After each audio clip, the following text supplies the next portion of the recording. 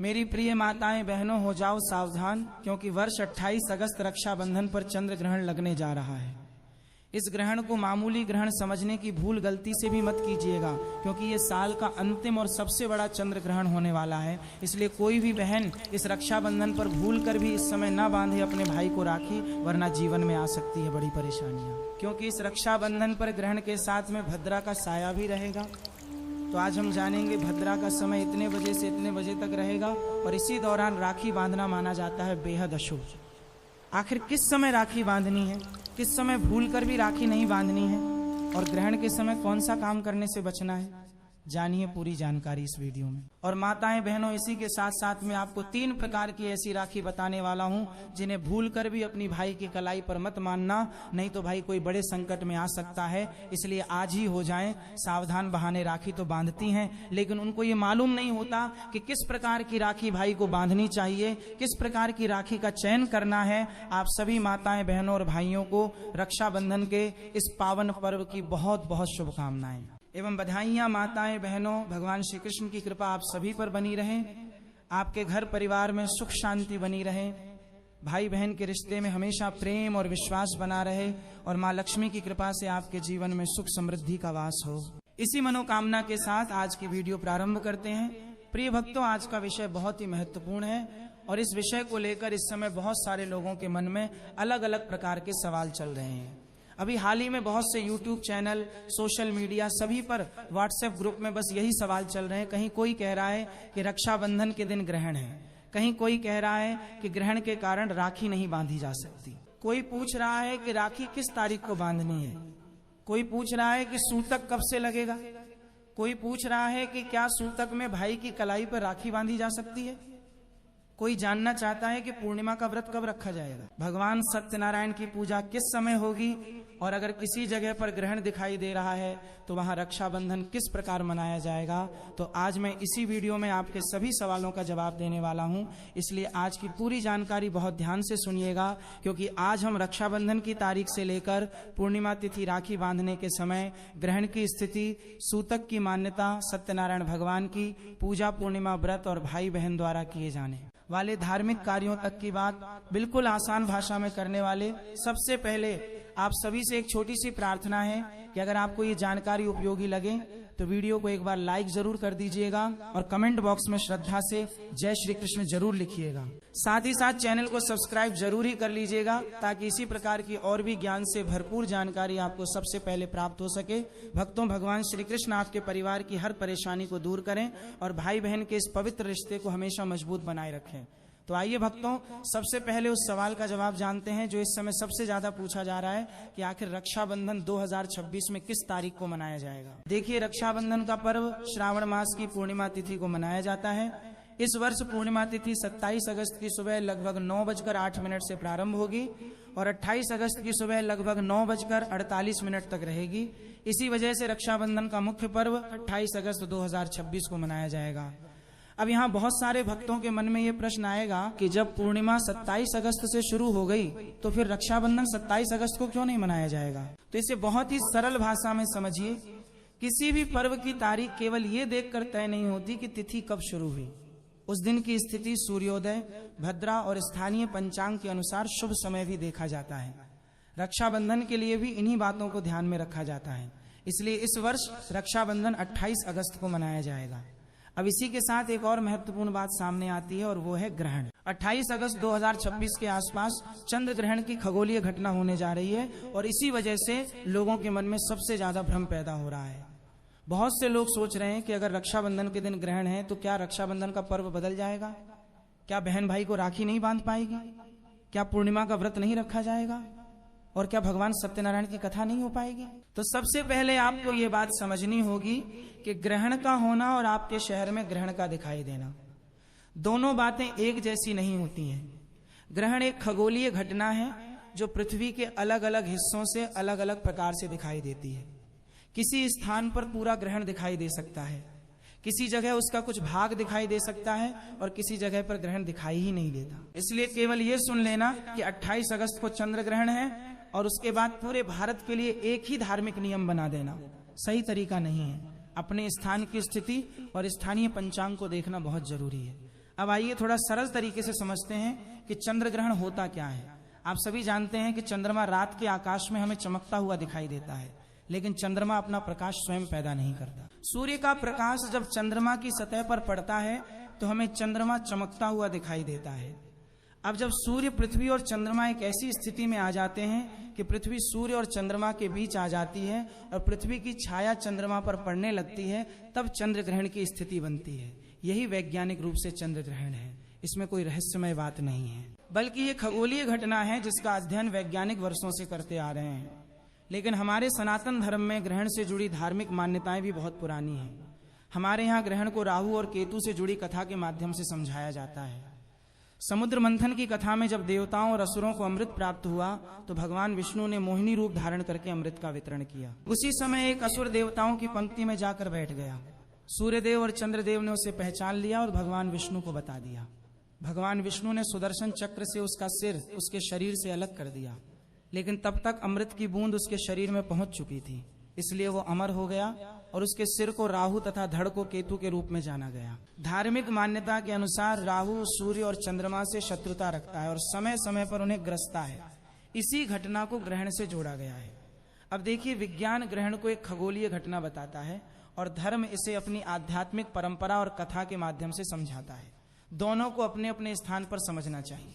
हमें विज्ञान को छोड़ने की जरूरत नहीं है और अपनी परंपरा को भूलने की भी जरूरत नहीं है। विज्ञान हमें ये बताता है कि ग्रहण किस कारण से होता है और धार्मिक परंपराएं हमें ये बताती हैं कि ग्रहण के समय किस प्रकार संयम और साधना की जाती रही है।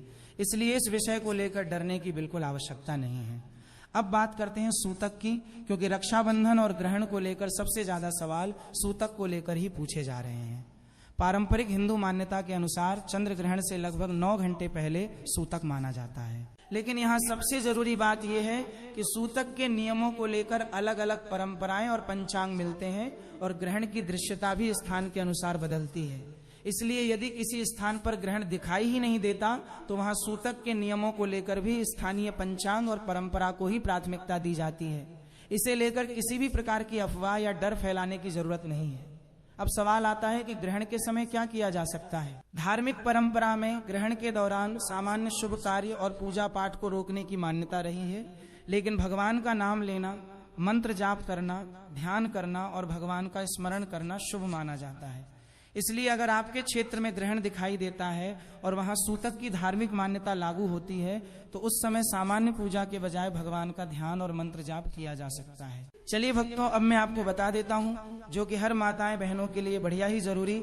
मैं उन सभी माताओं बहनों से कहना चाहूंगा कि अगर आप अपने भाई की कलाई के लिए राखी खरीदने जा रही हैं तो राखी लेते समय केवल उसकी सुंदरता ही न देखें, बल्कि कुछ बातों का ध्यान भी जरूर रखें। सबसे पहली राखी ऐसी न लें जो टूटी हुई, खंडित या कहीं से खराब हो, क्योंकि राखी शुभ अवसर पर भाई की कलाई पर बांधी जाती है। दूसरी, बहुत डरावने चेहरे, नकारात्मक आकृतियों या अशुभ प्रतीकों वाली राखी लेने से बचें। तीसरी, ऐसी राखी न खरीदें जिसमें जरूरत से ज्यादा काले रंग का इस्तेमाल हो या जो देखने में उदास और नकारात्मक लगे।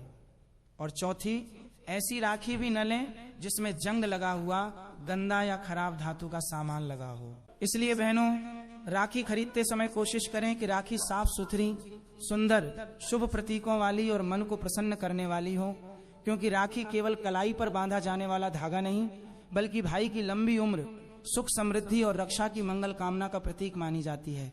भक्तों, अब बात आती है रक्षाबंधन की और ये सबसे महत्वपूर्ण हिस्सा है। भक्तों, रक्षाबंधन भाई और बहन के प्रेम का पर्व है और इस वर्ष रक्षाबंधन 28 अगस्त को ही मनाया जाएगा। राखी बांधने का सही समय आपके शहर के सूर्योदय और स्थानीय पंचांग के अनुसार थोड़ा अलग हो सकता है। उदाहरण के लिए दिल्ली के पंचांग में 28 अगस्त को राखी बांधने का समय सुबह लगभग 5:57 से 9:48 तक दिया गया है। लेकिन अगर आप किसी दूसरे शहर में रहते हैं तो वहां का समय अलग हो सकता है। इसलिए अपने शहर का पंचांग जरूर देखिए, यही बात सबसे महत्वपूर्ण है। किसी दूसरे शहर का समय देखकर अपने शहर में राखी बांधने का समय तय मत कीजिए। अब अगर आपके क्षेत्र में ग्रहण दिखाई नहीं देता है तो स्थानीय पंचांग के अनुसार रक्षाबंधन के शुभ समय में राखी बांधी जा सकती है। लेकिन अगर आपके क्षेत्र में ग्रहण दिखाई देता है तो वहाँ की धार्मिक परंपरा के अनुसार ग्रहण काल में राखी बांधने से बचना उचित माना जाता है और ग्रहण समाप्त होने के बाद शुद्धि करके राखी बांधने का समय देखा जाता है। इसीलिए मैं बार बार कह रहा हूँ कि केवल ये सुनकर कि 28 अगस्त को ग्रहण है, पूरे भारत के लिए एक ही नियम लागू मत कीजिए, अपने स्थान की स्थिति जरूर देखिए। अब अगर हम रक्षाबंधन की पूजा की बात करें तो इसमें बहुत ज्यादा कठिन प्रक्रिया नहीं है। बहन को सुबह स्नान करके साफ कपड़े पहनने चाहिए। सबसे पहले अपने घर के पूजा स्थान पर भगवान का स्मरण करना चाहिए। भगवान श्री गणेश का ध्यान करके रक्षाबंधन की थाली तैयार करनी चाहिए। थाली में रोली या कुमकुम, अक्षत, दीपक, मिठाई और राखी रख सकते हैं। भाई को साफ स्थान पर बैठाना है। बहन भाई के माथे पर तिलक लगाए, अक्षत लगाए, फिर आरती करें और उसके बाद भाई की कलाई पर राखी बांधे। राखी बांधते समय मन में अपने भाई के लिए भगवान से प्रार्थना करनी है कि भगवान उसे स्वस्थ रखें, जीवन में सफलता दें, सभी परेशानियों से बचाएं और उसके जीवन में सुख समृद्धि बनाए रखें। भाई भी अपनी बहन के लिए मन में यही प्रार्थना कर सकता है कि भगवान उसकी बहन को हमेशा खुश रखें, उसके जीवन में किसी प्रकार की परेशानी ना आए और भाई बहन का रिश्ता हमेशा प्रेम से भरा रहे। अब बहुत सारे लोग ये भी पूछ रहे हैं कि क्या ग्रहण की वजह से इस बार रक्षाबंधन अशुभ हो गया है? तो बिल्कुल नहीं, ऐसा सोचकर डरने की आवश्यकता नहीं है। ग्रहण एक खगोलीय घटना है और धार्मिक परंपरा में इससे जुड़े कुछ नियम हैं। रक्षाबंधन एक पवित्र पर्व है, दोनों को अलग अलग समझना चाहिए। आपको केवल अपने स्थान की ग्रहण, दृश्यता और स्थानीय पंचांग के अनुसार समय का ध्यान रखना है। अब बात करते हैं पूर्णिमा के व्रत की। 27 अगस्त से पूर्णिमा तिथि शुरू होगी और 28 अगस्त की सुबह तक रहेगी। जो भक्त पूर्णिमा का व्रत रखते हैं वे अपने स्थानीय पंचांग के अनुसार व्रत का संकल्प ले सकते हैं। व्रत का अर्थ केवल भूखा रहना नहीं है। व्रत का अर्थ मन और इंद्रियों पर संयम रखना, भगवान का स्मरण करना और अपने व्यवहार को सात्विक रखना भी है। इसलिए अगर आप किसी कारण से कठोर उपवास नहीं कर सकते तो अपनी क्षमता के अनुसार फलाहार या सात्विक भोजन कर सकते हैं। अपने स्वास्थ्य को नजरअंदाज करके कोई भी धार्मिक नियम नहीं करना चाहिए, भगवान भावना देखते हैं। अब आती है भगवान सत्यनारायण की पूजा। पूर्णिमा के दिन भगवान सत्यनारायण की कथा करने की परंपरा हमारे घरों में बहुत पुरानी है। बहुत सारे परिवार इस दिन सत्यनारायण भगवान की पूजा करते हैं, कथा सुनते हैं और प्रसाद बांटते हैं। लेकिन अगर आपके क्षेत्र में ग्रहण दिखाई देता है तो पारंपरिक नियमों के अनुसार ग्रहण काल में सामान्य पूजा स्थगित करके ग्रहण समाप्त होने के बाद स्नान और शुद्धि करके पूजा करना उचित माना जाता है। वहीं अगर आपके क्षेत्र में ग्रहण दिखाई नहीं देता है तो स्थानीय पंचांग के अनुसार सत्यनारायण भगवान की पूजा का समय तय किया जा सकता है। इसीलिए जो लोग सत्यनारायण भगवान की कथा कराने वाले हैं वे पहले अपने शहर का पंचांग जरूर देख लें। अब बात करते हैं चंद्रमा को अर्घ देने की। पूर्णिमा के दिन चंद्र दर्शन करके अर्घ देने की परंपरा कई परिवारों में है, लेकिन इस बार चंद्र ग्रहण की स्थिति होने के कारण चंद्र अर्घ का समय भी आपके स्थान पर चंद्रमा के दिखाई देने और ग्रहण की स्थिति के अनुसार बदल सकता है। इसलिए चंद्र अर्घ के लिए भी स्थानीय पंचांग को ही प्राथमिकता दें। अब यहाँ एक बहुत महत्वपूर्ण बात विदेशों में रहने वाले हमारे दर्शकों के लिए है। हमारे बहुत सारे भाई बहन भारत से बाहर रहते हैं, कोई अमेरिका में है, कोई कनाडा में है, कोई ब्रिटेन में है, कोई यूरोप में है, कोई ऑस्ट्रेलिया में है और कोई दूसरे देशों में। तो उनके लिए भारत का समय सीधे लागू नहीं होगा। ग्रहण की दृश्यता हर देश में अलग हो सकती है। इसलिए अगर आप विदेश में रहते हैं तो अपने शहर के हिसाब से ग्रहण की स्थिति और रक्षाबंधन के स्थानीय शुभ समय को जरूर देखिए।